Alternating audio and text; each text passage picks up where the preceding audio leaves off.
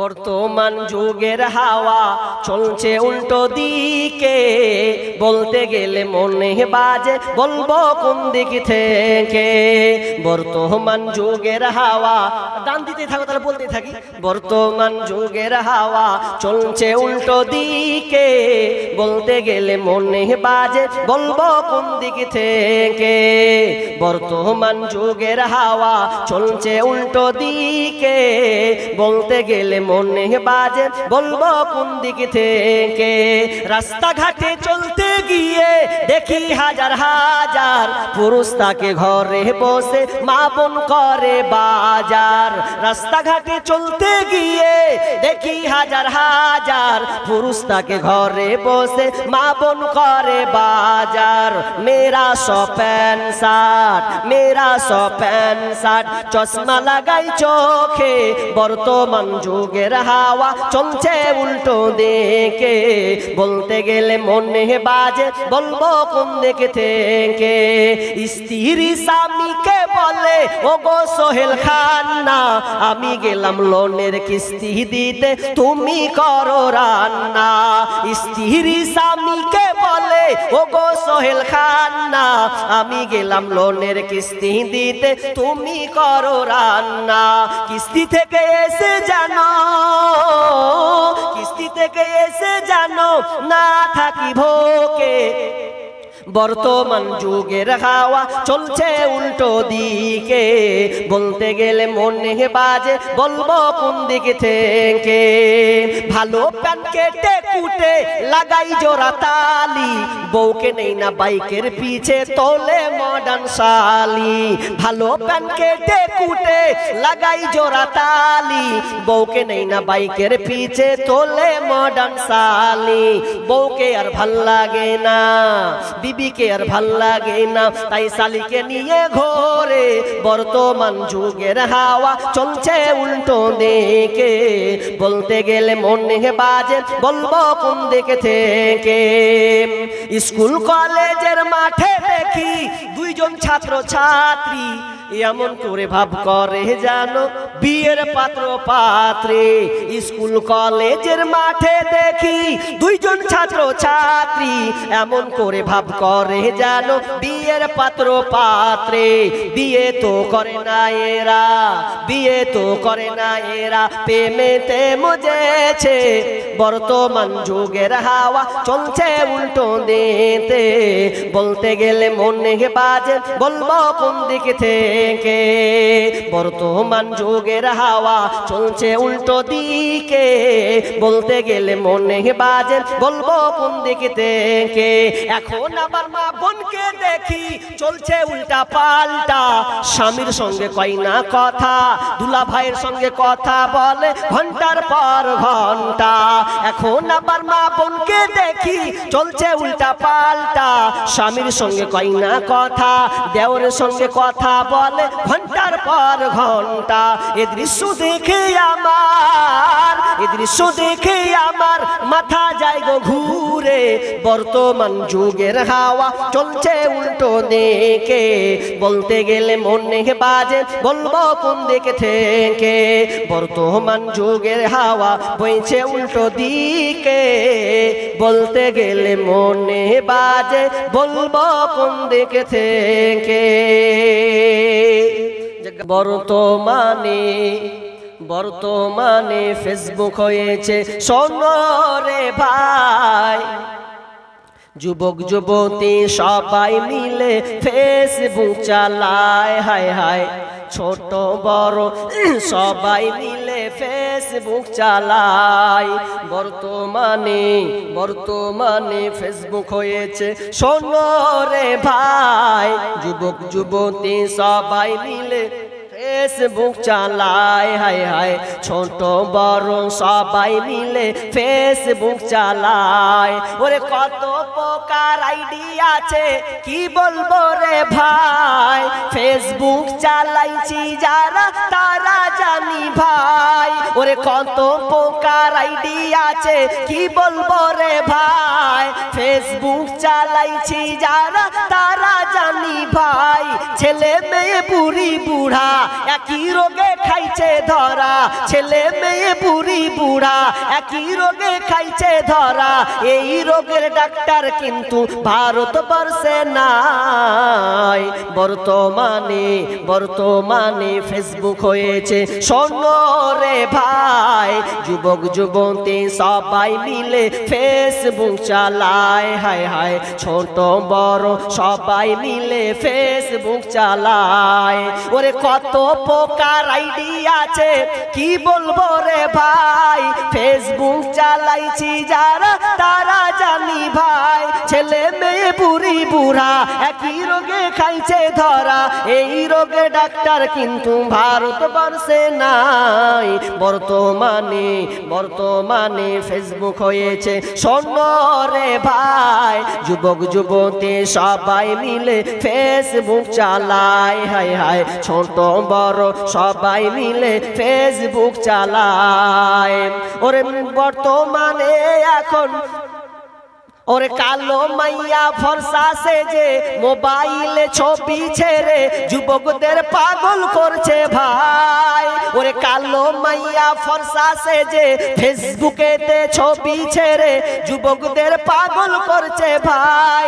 সরাসরি দেখলে পরে আসল নকল ধরা পড়ে, সরাসরি দেখলে পরে আসল নকল ধরা পড়ে। কোনটা আসল কোনটা নকল ধরা পড়ে যায়। বর্তমানে ফেসবুক হয়েছে শোনো রে ভাই, যুবক যুবতী সবাই মিলে ফেসবুক চালায়। হায় হায় ছেলে মেয়ে সবাই মিলে ফেসবুক চালায়। ওরে ডিজিটাল দেশে দেখো আবার কি সুবিধা দিচ্ছে, ফেসবুকে গিয়ে মেয়ে ছেলে সেজে আছে, মেয়ে ছেলে সেজে আছে। ওরে বর্তমান দেশে দেখো কি সুবিধা দিচ্ছে, ফেসবুকে গিয়ে মেয়ে ছেলে সেজে আছে। ছেলেরাই আবার মেয়ে হচ্ছে শোনো রে ভাই, কোনটা পুরুষ কোনটা মাইয়া চিনার কায়দা নাই। বর্তমানে ফেসবুক হয়েছে শোনো রে ভাই, যুবক যুবতী সবাই মিলে ফেসবুক চালায়। হায় হায় ছোট বড় সবাই মিলে ফেসবুক চালায়। বর্তমানে ফেসবুক হয়েছে শোনো রে ভাই, যুবক যুবতী সবাই মিলে ফেসবুক চালায়। হায় হায় ছোট বড় সবাই মিলে ফেসবুক চালায়। পাওয়া যায়নি, পাওয়া গিয়েছিল 1985 সনে, 85 খ্রিস্টাব্দে। তারপরে আপনার 85 সাল, তারপরে আপনার চলে গেল যখন ওই 5 জন ব্যক্তি তার ধ্বংস স্তূপ লীলা দেখার জন্য তারা টিকিট কেটেছে লক্ষ লক্ষ লক্ষ টাকা। তারা লক্ষ লক্ষ টাকা নিয়ে আপনার কেটে যাবে, মাত্র 5 জন যাত্রী ওই গাড়িতে বেশি চাপবে না। সেটা হচ্ছে সাবমেরিন টাইটান, মাত্র 22 ইঞ্চির মতন দেখতে, গ্যাস পাইপের মতন, মাত্র 5টা লোক আটাউটি করে দিয়েছে। কি দেখবে তোরা? টাইটানিক জাহাজ দেখাই ভাঙা, আপনার কি নাম, ভাঙা ধ্বংস লীলা তারা দেখবে, ধ্বংস স্তূপ দেখার জন্য গিয়েছে। যেই জাহাজটা 12,000 ফুট গভীরে চলে গেছে, তারা কিন্তু ঢুকতে পারেনি।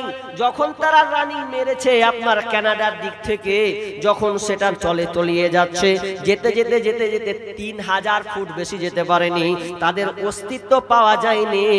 3,000 ফুট নিচে গেছে। শুধু তাই নয়, আরেকটা পোস্ট, সেই দিন একটা পোস্ট বের হলো,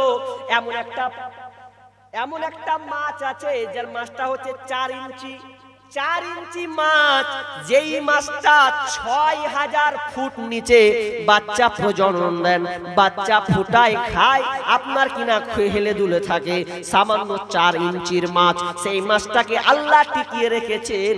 আর সামান্য 22 ইঞ্চি টাইপের একটা গেছে আপনার কিনা মতন একটা সাবমেরিন টাইটান জাহাজ, সেখানে গিয়ে টিকতে পারছে না 3000 ফুটে, তাদের অস্তিত্ব কোনো পাওয়া গেল না, পাওয়া গেল না।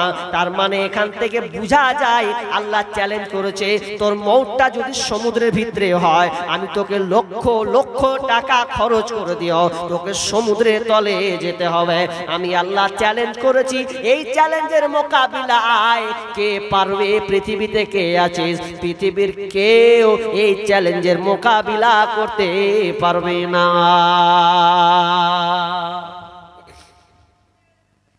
অথচ আমরা মওতকে ভুলে গেছি গো।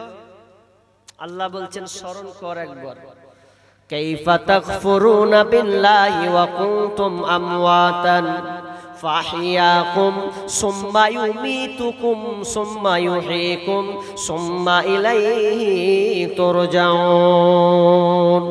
কাইফা তাকফুরুনা বিল্লাহ, তোমরা আল্লাহকে কিভাবে অস্বীকার করো?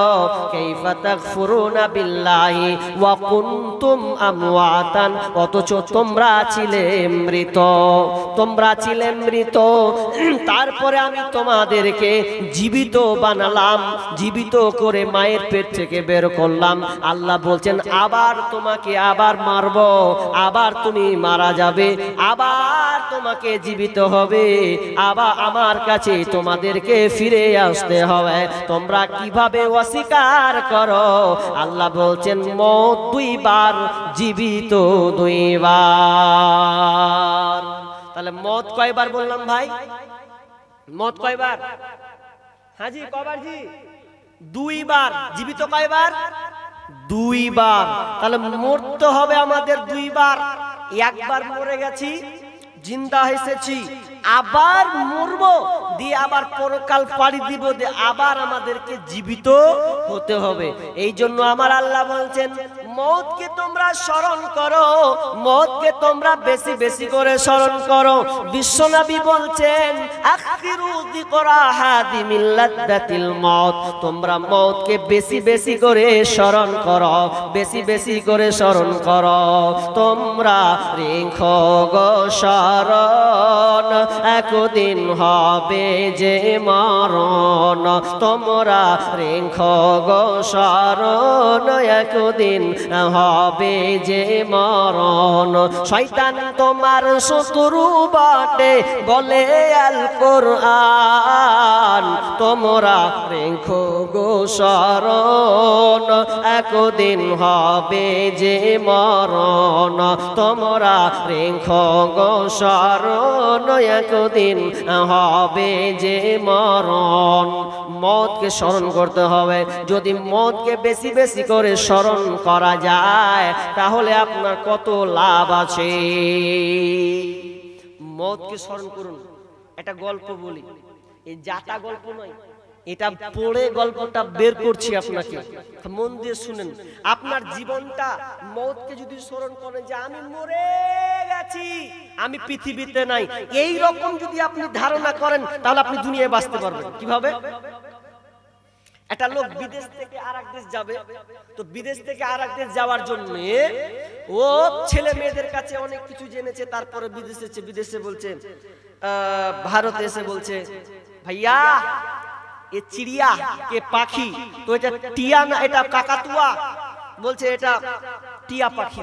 তো টিয়া পাখি, তো এই টিয়া পাখির দাম কত বলেন তো? বলছে 5000। কিছু কম হবে না জি ভাই? বলছে না কম হবে না, 5000 তো 5000ই, 5000 টাকা দাম। বলছে নিয়ে নেব। কিভাবে পুষতে হবে বলেন?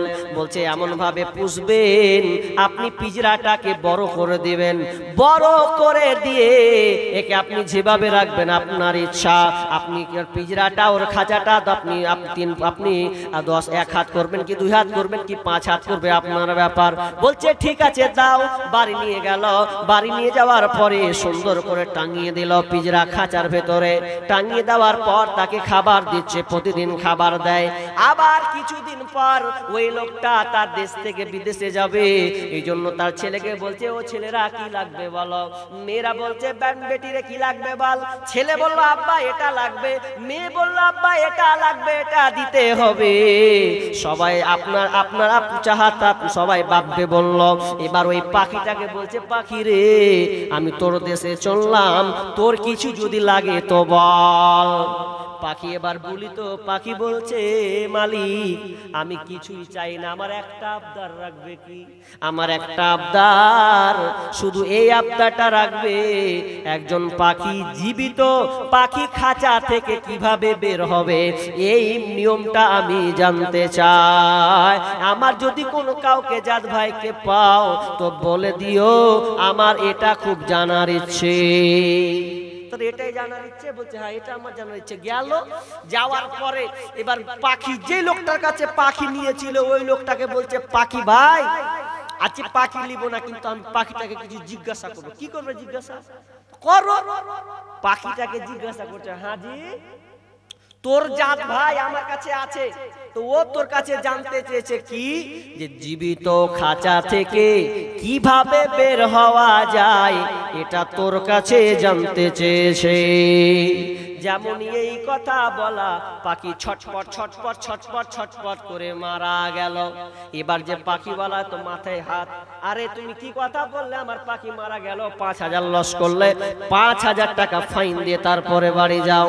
বাধ্য হয়ে লোকটা 5000 টাকা দিয়ে রিটার্ন বাড়ি চলে গেল। ছেলেদেরকে যেটা পাওয়ার সেটা পেল, মেয়েরা যেটা পাওয়ার সেটা পেল, স্ত্রীকে দেওয়ার সেটা দিল। এবার পাখির কাছে গিয়ে বলছে, এবার পাখি বলছে মালিক আমার জন্য কিছু নিয়ে এসছেন নাকি? যেটা বলেছি ওটা নিয়ে এসছেন? বলছে কি নিব? আরে ঘোড়ার ডিম নিব কি? ঘুরিয়ে 5000 টাকা জরিমানা লাগলো। 5000 টাকা আমাকে জরিমানা দিতে হয়েছে। বলছে কেমন করে? তো বলছে শোন, তোর জাত ভাই ছিল কি, তোর স্ত্রী ছিল কে, কি ছিল কে জানি না, তুই বলেছিস খাঁচা জীবিত খাঁচা থেকে কিভাবে বের হওয়া যায়, এটা ওকে আমি জিজ্ঞেস করতে গিয়েছিলাম। যেমনই জিজ্ঞেস করেছি, পাখি রে তুই খাঁচা জীবিত খাঁচা থেকে কিভাবে বের হওয়া যায়, এই জন্য তোর জাত ভাই জানতে চেয়েছে। যেমনই বলেছি তেমনি মারা গেল। ওদিকে তো মারা গেল। ই যখন শুনেছে এই কথা বলেছে, ও সঙ্গে সঙ্গে মারা গেল। মাথায় খারাপ, কি হলো রে, এদিকে তো 5000 টাকা লস করে ঢুকলো, তো ওকে যদি এই কথা শুনেতে গেল, ইও ছটফট ছটফট করে মরে গেল। তখন মনে করছে মনে হয় বিবি টিভি ছিল লাগছে, আহ কি কষ্ট পেয়েছে। তো মালিক তখন কইছে, মরে যখন গেল তখন রেখে লাভ আছে, ওকে খাঁচা থেকে বের করে ভাস ছেড়ে দিয়েছে। এবার কিছুক্ষণ পর যদি বাইরে থেকে ঘর থেকে বের হচ্ছে, পাখি তখন ডাকছে মালিক, ঠো বলছে কি ব্যাপার রে, তুই তো মরে গিয়েছিলি, তুই আবার জীবিত আমার সামনে।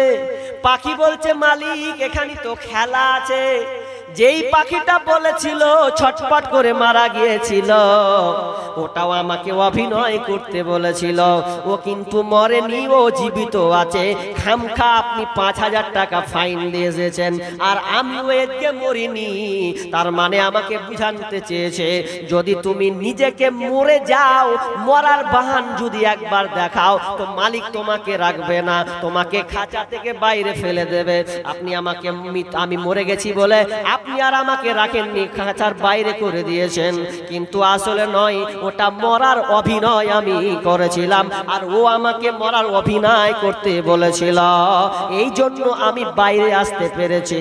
বন্ধুরে, তার মানে পাখির কাছ থেকে আপনার শিক্ষণীয় বিষয় হলো, আপনি দুনিয়াতে যতদিন চলবেন মনে করবেন আমি মরে গেছি, আমি আর নাই, আজ আছি কাল নাই, কিছুক্ষণ পরে থাকবো না। যদি নিজেকে মনে করেন যে আমি মরে গেছি, তাহলে দুনিয়াতে আপনি হারাম কাজে লিপ্ত হবেন না, আপনি সদা সর্বদা হালাল কাজে নিয়োজিত থাকবেন, কখনো আপনি হারাম কাজে যাবেন না। যদি আপনি মনে করেন আমি মরে গেছি, মানুষ যদি মনে করে মরে যাব রে, তাহলে তার জানে অনেক ভয় থাকতো। কিভাবে ভয় থাকতো? এই যে বছরে একটা দিনবার হয় হ্যাপি নিউ ইয়ার নাকি 31st নাইট, ওটা আপনাদের দিকে আছে? বক্স বাজায় এদিককার যুবক ছেলেরা, আছে মাশাআল্লাহ। এই রোগ শালা সব জায়গায়, কোন জায়গায় বাদ নাই। বাপও থামতে পারে না, বাপ কইছে উল্টে দেবো ধরিস তো, তাও বলছে শুনবো না। এবার যাচ্ছে হ্যাপি নিউ ইয়ার মানাতে, আল্লাহর কসম অনেক ভিডিও দেখেছি, তার মধ্যে একটা ভিডিও রান্না কমপ্লিট হয়ে গেছে যে আর একটু বাকি আছে, তারপরে খাবে ওরা বিসমিল্লাহ করে। আর এদিকে বড় ডিজে গালা নিয়েছে মা ডাঙিয়ে, আর বস বাচ্চা ঢেকচা ঢাকচা ঢাকচা ঢাকচা, ও ঘুরছে পাকে পাকে। মোটা মানুষ বুঝলেন, এরপর দুধ চাটছে, মানে দু তিনটা ছেলের বাপ হবে। এরপরে ও নাচছে ঢিকচু ঢিকচু করে।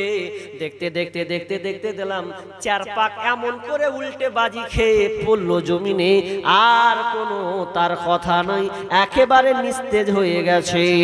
মালাকুল মউত এসে তার জান পাখিটা নিয়ে চলে গেছে। এবার বলেন কোন সময় মরলো? বেঈমান হয়ে মরলো। যদি আগে জানতো আমি মরে গেছি, আমাকে মরতে হবে, এটা নিয়ে বারবার অনুসরণ করত, তাহলে ওই লোকটা ড্যান্স হতে হতে মারা যেত না। অনেক যুবক ভাই আছে গোপনে আপনি জেনা করছেন, অনেক ভাইকে দেখ শুনতে বলা যায়, দেখা যায় আপনি রিপোর্ট পর্যন্ত আপনি নেন। ভারতবর্ষে কত মানুষ আপনার কিনা পন্স দেখে, ছি ছি ছি, কত নোংরা। রাত 12টায় সে প্রকাশ করে আপনার কিনা আপনার ভিপিএন এর মাধ্যমে দেখার চেষ্টা করে। রাত পার হয়ে যাচ্ছে, নোংরা নোংরা ভিডিও দেখছে। ও যদি জানতো যে আমি যদি হঠাৎ করে নাপাক অবস্থায় মরে যায়, তাহলে আমার হালাতটা কি হবে।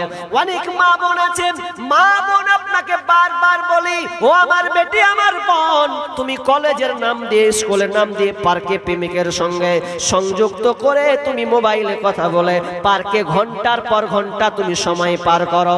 একবার ভাবো, তুমি মনে করছো বাপ দেখতে পাবে না, চাচা দেখতে পাবে না, তুমি এইরকম করে নির্ধারণ করে তুমি বরখাটা ফুল নিয়েছো, বরখাটা মুখ দিয়ে ঢেকে দিয়েছে, যাতে আব্বা না চিনতে পারে, চাচা না চিনতে পারে, গ্রামের লোক না চিনতে পারে।